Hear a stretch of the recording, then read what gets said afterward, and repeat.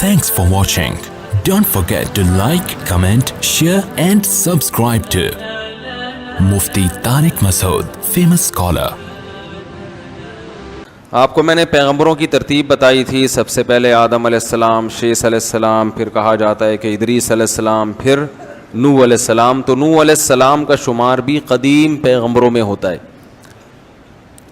اللہ فرماتے ہیں وَلَقَدْ أَرْسَلْنَا نُوحًا إِلَىٰ قَوْمِهِ إِنِّي لَكُمْ نَذِيرٌ مُّبِينٌ. ہم نے نوح کو ان کی قوم کی طرف بھیجا اور انہوں نے کہا میں تمہیں کھلا ڈرانے والا ہوں، صاف صاف بتا رہا ہوں کہ تم جن بتوں کی عبادت کرتے ہو، ود سوا یعوق ودًا ولا سواع ولا یغوث ویعوق ونسرا. ود سوا یغوث یعوق اور نصر، یہ 5 بت تھے جن کی یہ لوگ عبادت کیا کرتے تھے.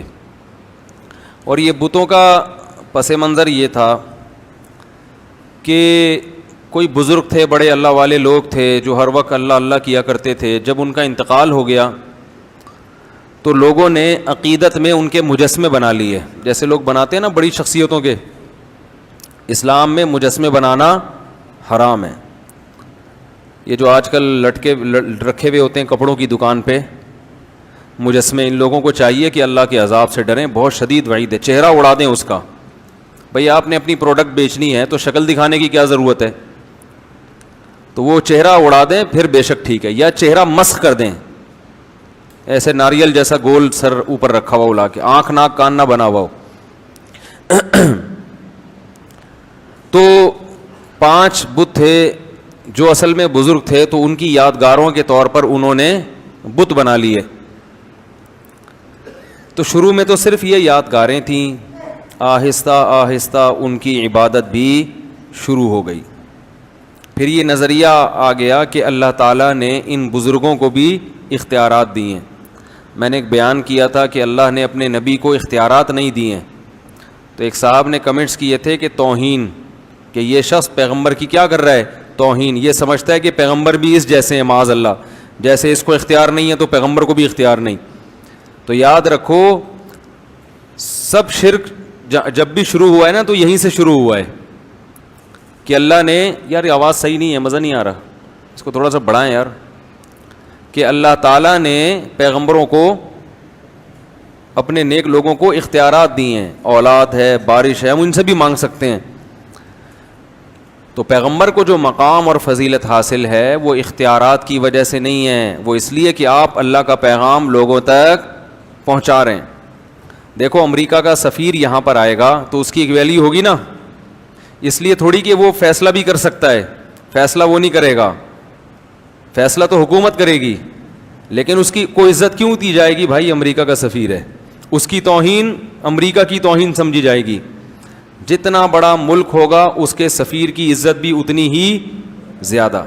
تو اللہ سب سے بڑا ہے تو اللہ کے سفیر کی ویلیو بھی سب سے زیادہ ہے. تو اللہ تعالیٰ نے یہ مقام دیا ہے محمد صلی اللہ علیہ وسلم کو.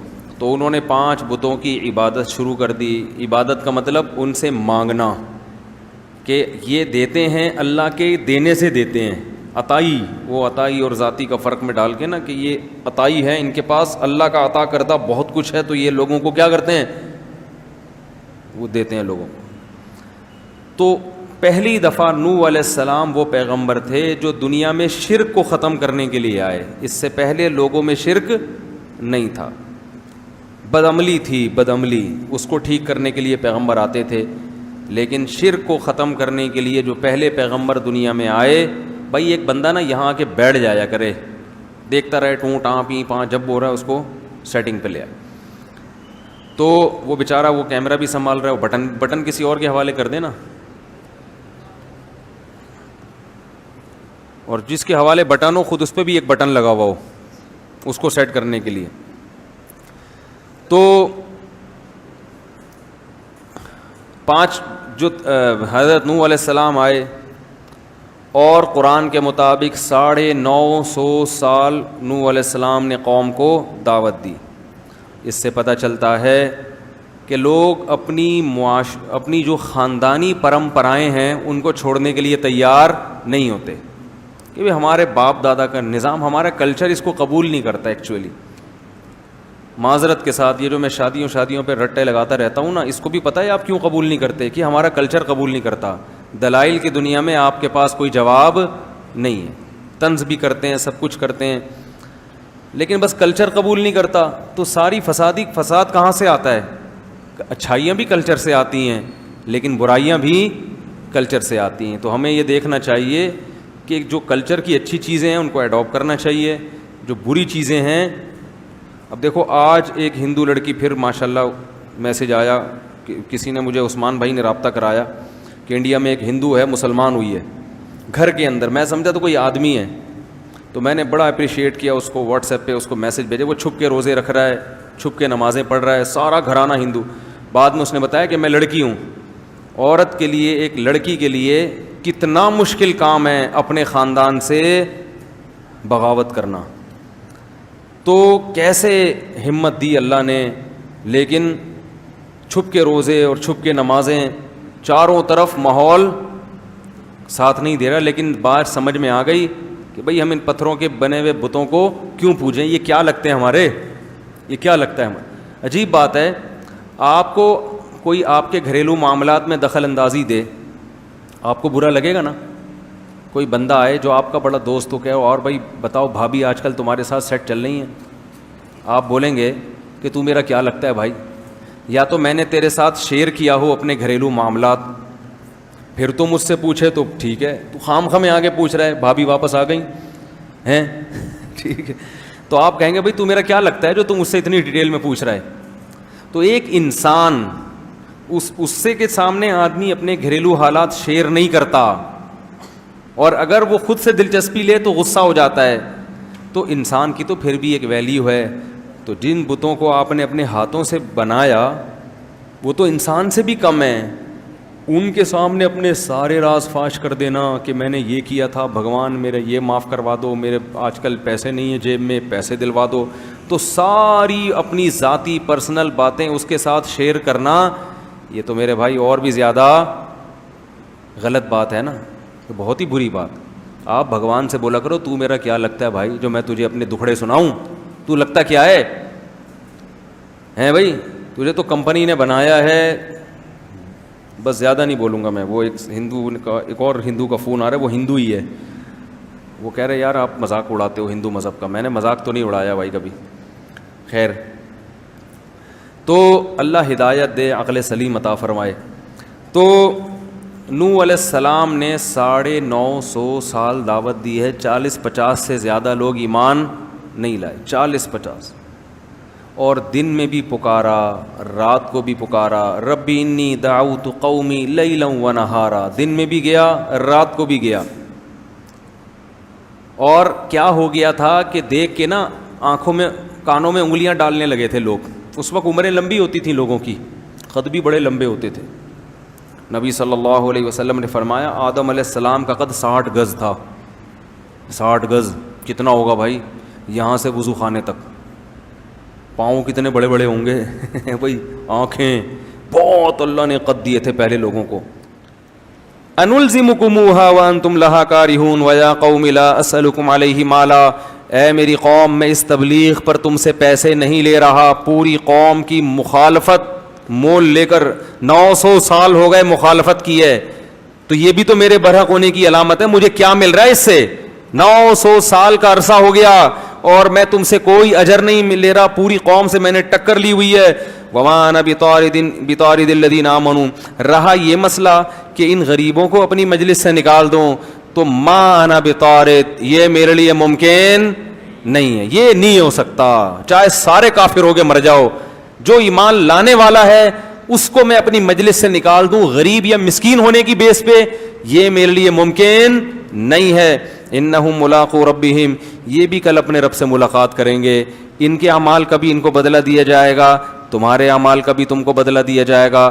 اللہ کی نظر میں امیر اور غریب کا فرق نہیں ہے. اور آگے کہنے لگے من ینصرنی من اللہ ان طردتہم، اگر میں نے ان کو دھتکار دیا، مجلس سے منع کر دیا، تو بتاؤ تم اللہ کے عذاب سے مجھے بچا سکتے ہو؟ پھر اگر گارنٹی دو، ٹھیک ہے نا. پھر میں اللہ سے پوچھوں گا کہ یہ بچا سکتے ہیں، تو اللہ بتائے گا ہاں بچا سکتے ہیں، تو ٹھیک ہے. کون بچائے گا بھائی مجھے؟ رہا یہ مسئلہ کہ میں تمہاری طرح کا انسان ہوں، تم یہ کہتے ہو، تو میں نے کب دعویٰ کیا ہے کہ میں تم سے ہٹ کر کوئی انسان ہوں؟ میں نے یہ دعویٰ، بولو بھائی، کیا ہی نہیں ہے. ولا اقول لکم عندی خزائن اللہ، میں یہ دعویٰ نہیں کرتا کہ میرے پاس اللہ کے خزانے ہیں، نہیں ہے میرے پاس خزانے. ولا اعلم الغیب، اور نہ میں غیب کی خبریں جانتا ہوں. ولا اقول انی ملک، نہ میں نے یہ دعویٰ کیا کہ میں فرشتہ ہوں. ولا اقول للذین تزدری اعینکم لن یؤتیہم اللہ خیرا، اور جن لوگوں کو تم ذلیل سمجھ رہے ہو، ان غریبوں کو، ان کے بارے میں میں کبھی یہ دعویٰ ہی نہیں کرتا کہ اللہ ان کو جنت میں داخل نہیں کرے گا، یا یہ واقعی ذلیل لوگ ہیں. یہ تو تمہاری رائے ہے، میں اس رائے سے متفق نہیں ہوں. تو میں جو دعویٰ کر رہا ہوں نا، اس پہ کوئی اعتراض کرو. جو دعوے میں نے کیے ہی نہیں ہیں وہ میرے مقابلے میں کیوں پیش کر رہے ہو بھائی؟ قالوا یا نوح قد جادلتنا، 950 سال جب اس اکھاڑ پچھاڑ میں گزرے ہیں نا، ہر وقت یہی باتیں، وہ یہ کہہ رہے ہیں، وہ یہ کہہ رہے ہیں، وہ یہ کہہ رہے ہیں.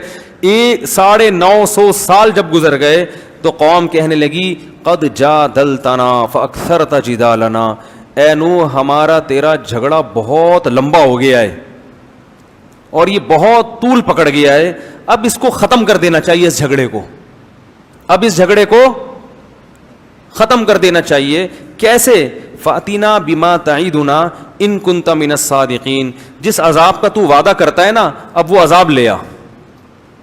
ہم تو ایمان لانے والے نہیں ہیں، تو اپنی دعوت میں لگا رہے گا، ہم انکار کرتے رہیں گے. یعنی گویا بزبان حال یہ کہنا چاہ رہے ہیں کہ آپ کا بھی ٹائم ویسٹ ہو رہا ہے اور ہمارا بھی ٹائم ویسٹ. خام خواہ کی جنگ ہے جس کا نہ کوئی سر نہ کوئی پیر. تو اب ایسا کرو کہ آر یا پار، اگر تو عذاب لے آ تو تو سچا، تو نہیں لا سکا تو اس کا مطلب معاذ اللہ تو جھوٹا ہے. نوح علیہ السلام نے کیا کہا؟ انما یاتیکم بہ اللہ ان شاء، دیکھو اللہ اگر چاہے گا تو عذاب بھی آ جائے گا. وما انتم بمعجزین، لیکن جب آئے گا تو تم اللہ کو ہرا نہیں سکو گے. ولا ينفعکم نصحی ان اردت ان انصح لکم، اور افسوس کے ساتھ کہنے لگے میں نے تمہاری خیر خواہی چاہی تھی مگر تم اپنی خیر خواہی کو پسند نہیں کر رہے. ان کان اللہ یرید ان یغویکم، اللہ نہیں اگر تمہیں ہلاک کرنے کا ارادہ کر لیا ہے تو میں بھلا کیا کر سکتا ہوں.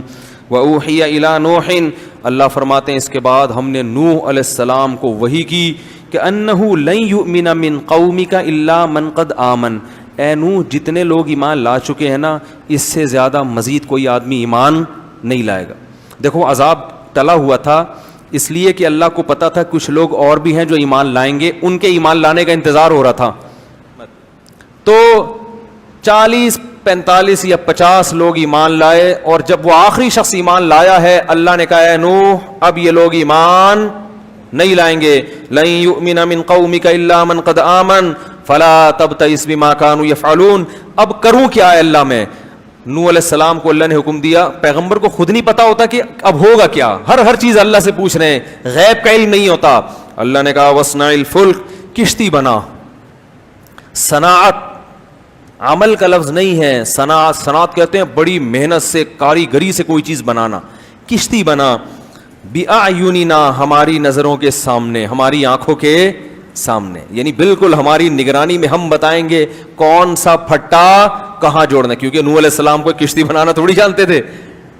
ہم بتائیں گے کون سی کیل کہاں ٹھوکنی ہے، کتنا بڑا پھٹا لانا ہے، اس کا سائز کتنا ہوگا، کیونکہ ہمیں پتا ہے کہ کیسا پانی آنے والا ہے. وَوَحْيِنَا وَلَا تُخَاطِبْنِي فِي الَّذِينَ ظَلَمُوا، اور اب ان ظالموں کے بارے میں مجھ سے کلام بھی مت کرنا. ایسا نہ ہو کہ آپ کو ان پہ ترس آنا شروع ہو جائے اور آپ کہیں کہ اللہ مزید مہلت دے دو. آپ کو اب ان کے حق میں دعا کرنے کی اجازت نہیں ہے. انہم مغرقون، یہ سب کے سب غرق ہوں گے اور اللہ نے ان کے غرق ہونے کا فیصلہ کر لیا ہے. یہ واقعہ تو قرآن میں بھی ہے، اس کو یہودی بھی مانتے ہیں اور اس کو عیسائی. دنیا میں اتنا بڑا واقعہ ہوا تھا کہ تمام آسمانی کتابیں یا کوئی ایسی تاریخی ورق جو اس زمانے سے چلا آ رہا ہے، ان تمام کتابوں میں، صحیفوں میں یہ واقعہ موجود ہے. آج بھی تورات میں بھی ہے اور انجیل میں بھی ہے. تھوڑی سی انہوں نے تبدیلی تو کر لی، مگر اس طوفان کا اور اس بارش کا اور پوری دنیا کے انسانوں کا تباہ ہونا یہ تمام کتابوں میں لکھا ہوا ہے. تو اللہ نے فرمایا وَيَصْنَعُ الْفُلْكَ، نوح علیہ السلام کشتی تیار کر رہے تھے. وَكُلَّمَا مَرَّ عَلَيْهِ مَلَأٌ مِّن قَوْمِهِ, جب بھی قوم کے وڈیرے اور سردار لوگ گزرتے, سخروا منہ, مذاق اڑاتے کہ پانی دور دور تک نہیں ہے, نہ کوئی دریا ہے. کشتیاں تیار بھی ہوتی ہیں تو دریا کے کنارے, تاکہ وہیں دھکا دے کے پانی میں لے جائیں. یہ تو دور تک نہ کوئی دریا ہے نہ بارش ہے, اور بارش بھی ہوتی ہے تو اتنا پانی تھوڑی ہوتا ہے کہ کشتیاں تیار کرنی پڑیں. وہ مذاق اڑانے لگے. قال ان تسخروا منا, نوح علیہ السلام نے کہا اگر آج تم ہمارا مذاق اڑا رہے ہو, فإنا نسخر منکم, ان قریب ہم تمہارا مذاق اڑائیں گے. کہ کیسی تمہیں دعوت دی, کس رب کی طرف بلایا, دلائل کے انبار لگا دیے, مگر ماننے کے لیے تیار نہیں. کما تسخرون, جیسے تم مذاق اڑا رہے ہو, ان قریب ہم تمہارا مذاق اڑائیں گے. فسوف تعلمون, ان قریب تمہیں پتہ چل جائے گا. من یاتیہ عذاب یخزیہ, کون ہے جس پر ذلیل کرنے والا عذاب آئے گا, اور ہمیشگی کا عذاب کس پر آنے والا ہے. حتی اذا جاء امرنا, قرآن کہتا ہے یہاں تک کہ جب ہمارا حکم آ پہنچا. کشتیاں تیار ہو رہی ہیں, کشتی تیار ہو رہی ہے, جب بن کے مکمل ہو گئی, اللہ فرماتے ہیں وفارت التنور, اور زمین کی دراڑوں سے پانی نکلنا شروع. زمین کے جو سوتے ہوتے ہیں نا جہاں بھی, اس سے پانی نکلنا شروع. قرآن نے ایک جگہ آتا ہے کہ ہم نے آسمان کے بند بھی کھول دیے اور زمین کے بند بھی, زمین سے بھی پانی نکلنا شروع اور آسمان سے بھی پانی, بہت تیز پانی برسنا شروع. قل نحمل فیہا من کل زوجین, ہم نے نوح سے کہا کہ ہر جانور کی قسم میں 2 جوڑے لے لو, نر اور مادہ, کیونکہ جانور بھی ہلاک ہو جاتے ہیں ظاہر ہے انسان کے ساتھ. ہر جانور جس کو بھی زمین میں رہنا ہے اس سے ایک من کل, ہر قسم کے جانور جو بھی پانی میں رہنے والے نہیں ہیں, ان تمام جانوروں میں سے ایک جوڑا آپ رکھ لیں. وَأَهْلَكَ, اور اپنے رشتہ داروں کو بھی اس میں سوار کر لیں. إِلَّا مَنْ سَبَقَ عَلَيْهِ الْقَوْلُ, ہاں جس کے مقدر میں ہلاکت ہے وہ آپ کے ساتھ کشتی میں سوار نہیں ہوگا. وَمَا آمَنَ مَعَهُ إِلَّا قَلِيلٌ, اللہ فرماتے ہیں نوح کے ساتھ ایمان والے بہت تھوڑے لوگ تھے, بہت تھوڑے جو اس کشتی میں سوار ہوئے. وَقَالَ ارْكَبُوا فِيهَا, جب سوار ہو گئے تو اللہ نے فرمایا ارْكَبُوا فِيهَا, اس کشتی میں سوار ہو جاؤ. بسم اللہ مجریہا, اللہ کے نام سے اس کا چلنا ہے. ومرساہا, اور اللہ کے نام سے اس کا ٹھہرنا ہے. کشتی میں سوار ہونے کی دعا بھی یہی ہے کہ اللہ کے نام سے چلے گی اور اللہ کے نام سے ٹھہرے گی. ان ربی لغفور الرحیم, اور یہ کہو کہ میرا رب بہت مغفرت کرنے والا اور اپنے بندوں پر بہت رحم کرنے والا ہے. وہی تجری بہم فی موج, اللہ فرماتے ہیں وہ کشتی ایک موج کی طرح چل رہی تھی. جیسے سمندر کی لہریں اوپر نیچے ہوتی ہیں تو کشتی بھی ایسے ہو رہی تھی, اتنا طوفان آیا. کل جبال, پہاڑ کی طرح پانی کے اندر, ایسے جیسے بہت بڑا پہاڑ ہچکولے کھا رہا ہو, ایسے چل رہی تھی. اس موقع پر نوح علیہ السلام نے اپنے بیٹے کو پکارا. وکان فی مازل, وہ ایک کنارے پہ کھڑا ہوا یہ منظر دیکھ رہا تھا. یا بنی ارکم معنا, اے میرے پیارے بیٹے. بنیا کہتے ہیں پیارے, جب محبت سے بلانا ہوتا ہے نا, اے میرے پیارے بیٹے, ارکم معنا, میرے ساتھ کشتی میں ہمارے ساتھ سوار ہو جا. ولا تکم مع الکافرین, اور کافروں میں مت ہو, کلمہ پڑھ لے اور آ جا کشتی میں. قالا, تو کہنے لگا, سآوی الی جبل, میں ایک پہاڑ پہ چڑھ جاؤں گا. یعصمنی من الماء, وہ پہاڑ مجھے پانی سے بچا لے گا. جب انسان کی خواہشات سے آنکھیں اندھی ہوتی ہیں نا تو یہ حال ہوتا ہے اس کا. یہ واقعات ہیں, مگر ان واقعات کو سن کر ہمیں اپنے گریبان میں جھانکنا چاہیے کہ ہمارے دل بھی ایسے سخت ہو چکے ہیں. اس نے کہا مجھے پہاڑ بچائے گا. نوح علیہ السلام نے کہا لا عاصم اليوم من امر اللہ الا من رحم, دیکھ آج جس پر اللہ رحم کرے گا نا وہی بچے گا. اپنی طاقت سے, وسائل اور اسباب سے کوئی بھی نہیں بچ سکتا. یہ بات ابھی ہو رہی ہے. قرآن کہہ رہا ہے وحال بینہم الموج, باپ اور بیٹے کے درمیان ایک لہر حائل ہوئی ہے. فکان من المغرقین, اور نوح علیہ السلام کے بیٹے کو لے کر اس نے پانی میں غرق کر دیا.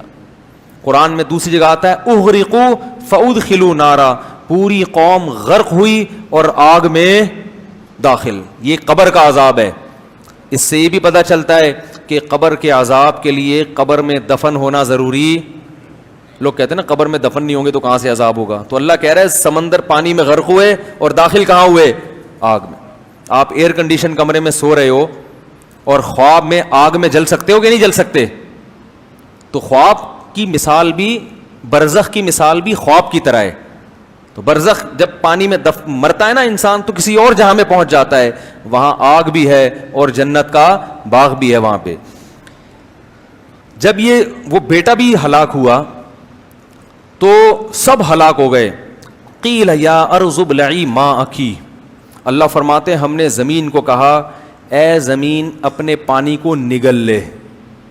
کیا عجیب بلاغت ہے. یہ نہیں کہا کہ جذب کر لے, یہ قرآن نگلنے کے لفظ سے بتا رہا ہے کہ اتنا پانی تھا کہ اگر جذب ہونا شروع ہوتا تو صدیاں گزر جاتی, بہت وقت گزر جاتا, وہ پانی ختم نہ ہوتا. اللہ کہہ رہے ہیں نگل. جیسے ایک پانی پینے کا طریقہ ہوتا ہے, بھائی آپ چوس چوس کے گھونٹ بھر بھر کے پیتے ہو, اور ایک ہوتا ہے کہتے ہیں نا بس کڑوی چیز ہے ایک ہی گھونٹ میں نگل لو. تو اللہ نے فرمایا نگل, کھینچ اس پانی کو, زور لگا تاکہ نوح علیہ السلام خشکی پہ اترنے کے قابل بن جائیں. ایسا نہ ہو یہ کئی سال اسی میں پڑے رہیں, بہت پانی ہے. تو یہ قرآن پانی کی کثرت بیان کر رہا ہے. ابلعی ماءکی, نگلنا شروع کر اس پانی کو, گھونٹ بھر بھر کے اپنے اندر کھینچنا شروع کر. ویا سماء اقلیعی, اور اے آسمان اس پانی کو اکھاڑ دے. اکھاڑنے کا لفظ پانی آسمان پہ چپکا ہوا تھوڑی ہوتا ہے جو اکھڑے, وہ تو بادلوں میں ہوتا ہے. یہ بھی بلاغت ہے کہ جیسے شیٹرنگ ہو نا, اور وہ جب مکمل ہو جائے تو ایک ایک پھٹے کو اکھاڑا جاتا ہے, وہ اتنی مضبوطی سے چھت سے چپکا ہوا ہوتا ہے کہ اس کو اکھاڑا جاتا ہے. تو اللہ فرماتے ہیں اتنی کثرت سے پانی تھا کہ اگر ہم آسمان کو حکم دیتے نا کہ تھم جا, تو تھمتے تھمتے بھی کئی سال لگا دیتا. ہم نے کہا اکھاڑ کے اپنا کنیکشن پانی سے منقطع کر دے, اکھاڑ دے اس کو, طاقت اور قوت کے ساتھ اس کو دھکیل کے ختم کر دے, کیونکہ بہت وقت لگے گا, اتنا پانی برس رہا تھا. یہ سب بلاغت ہے, بلاغت بات کو سمجھانے کے لیے کہ پانی کی کثرت کتنی زیادہ تھی. وَيَا سَمَاءُ اقْلِعِي وَغِيضَ الْمَاءُ, اللہ فرماتے ہیں اس طرح سے ہم نے پانی کو خشک کر دیا. وَقُضِيَ الْأَمْرُ, اور جو کام اللہ نے جس کا فیصلہ کیا تھا وہ فیصلہ اللہ نے چکا دیا. وَاسْتَوَتْ عَلَى الْجُودِي, اور جودی ایک پہاڑ تھا جہاں نوح علیہ السلام کی کشتی ٹھہر گئی. وَقِيلَ بُعْدًا لِلْقَوْمِ الظَّالِمِينَ, اور اللہ کی طرف سے کہا گیا لعنت ہو ان ظالموں پر. تو اللہ نے فرمایا جب وہ پہاڑ پر ٹھہری ہے, وَنَادَى نُوحٌ رَبَّهُ, نوح علیہ السلام نے اپنے رب کو پکارا. قال ربی ان ابنی من اہلی, اے اللہ میرا بیٹا ہلاک ہو گیا, وہ تو میرا رشتہ دار تھا, میرے اہل میں سے تھا, اور تو نے وعدہ کیا تھا کہ میرے اہل و عیال میں سے کسی کو ہلاک نہیں کرے گا. اللہ نے کہا یا نوح انہ لیس من اہلک, وہ تیرے اہل میں سے نہیں تھا. انہ عمل غیر صالح, اس کا عمل ٹھیک نہیں تھا. اور پھر اللہ نے تنبیہ کی کہ مجھ سے دوبارہ ایسا سوال مت کرنا. نوح علیہ السلام نے اللہ سے استغفار کیا. اس کے بعد اللہ نے کہا یا نوح اہبط بسلام منا, اب پوری زمین میں اس وقت آبادی بھی ظاہر ہے کم ہوگی, اتنی تو نہیں ہوگی جتنی آج ہے, لیکن بہت بڑی خلقت ہلاک ہوئی ہے. تو نوح علیہ السلام اکیلے ان 40-50 آدمیوں کے ساتھ, باقی ساری انسانیت کیا ہو گئی, ہلاک. تو اللہ نے نوح علیہ السلام سے کہا اہبط, اس پہاڑ پہ اتریں, آپ اس سے نیچے اتریں, بسلام منا, میری طرف سے سلام تھی, و برکات, اور برکتوں کے ساتھ. علیکا, یہ برکتیں آپ پر بھی ہوں گی, اور ان امتوں پر بھی جو آپ کے ساتھ ہیں, ان قوموں پر بھی جو آپ پر ایمان لانے والے لوگ ہیں, جو آئندہ نسل میں, سب پر اللہ کی طرف سے برکتیں. وَأُمَمٌ سَنُمَتِّعُهُمْ, لیکن کچھ وقت کے بعد پھر ایسی قوم آنے والی ہے جس کو میں دنیا کے فائدے پہنچاؤں گا, لیکن پھر ان کو بھی دردناک عذاب ہوگا. کچھ وقت تو یہ انسان تمیز سے چلیں گے, اس کے بعد پھر پیغمبر کی تعلیمات کو آہستہ آہستہ پھر وہی دنیا داری میں لگ جائیں گے.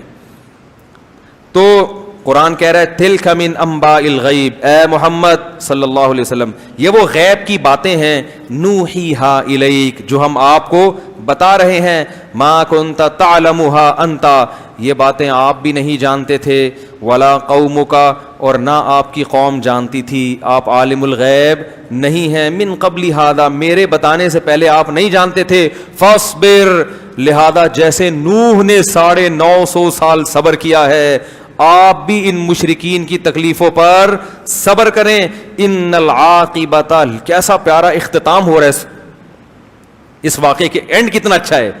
فاصبر, اے محمد آپ کو بھی کیا کرنا ہے, صبر کرنا ہے. کیوں؟ ان العاقبۃ للمتقین، انجام ہمیشہ اچھے لوگوں کا ہوگا. اس حالت کو نہ دیکھیں آپ، مکہ میں بلال پر پتھر رکھے جا رہے ہیں، خباب ابن ارت کو کوئلوں پہ لٹایا جا رہا ہے، اس کو نہ دیکھو، یہ دیکھو انجام کس کا اچھا ہوا. متقین وہ لوگ جو گناہوں سے بچتے ہیں، انجام ہمیشہ انہی کا اچھا ہوتا ہے. دیکھو انگریزوں کی جوانی مت دیکھو، انگریزوں کا بڑھاپا دیکھا کرو. انجام مسلمان کا اچھا ہوتا ہے، جوانی انگریز کی اچھی ہوتی ہے، مگر وہ ساری جوانی کے مزے بڑھاپے میں کرکرے. کوئی محبت کرنے والا نہیں ہوتا، کوئی رونے والا نہیں ہوتا. روتے ہیں تھوڑا بہت، وہ بھی اولڈ ہاؤس سے اطلاع آ گئی کہ حضرت جی کا انا للہ ہو گیا ہے، تو چلو یار وہیں دفنا دو، دیکھ لیں گے، بہت کم. تو اللہ تعالیٰ فرماتے ہیں والعاقبۃ للم، اور بالفرض دنیا میں اچھا ہو بھی جاتا ہو، اصل تو کیا ہے؟ آخرت. مفتی طارق مسعود صاحب کے بیانات سننے کے لیے youtube.com/مفتی طارق مسعود کو سبسکرائب کریں، اور اگر آپ لائیو ویڈیو کو کبھی بھی مس نہیں کرنا چاہتے ہیں تو سبسکرائب کرنے کے بعد بیل آئیکن پہ کلک کرنا مت بھولیں. جزاک اللہ.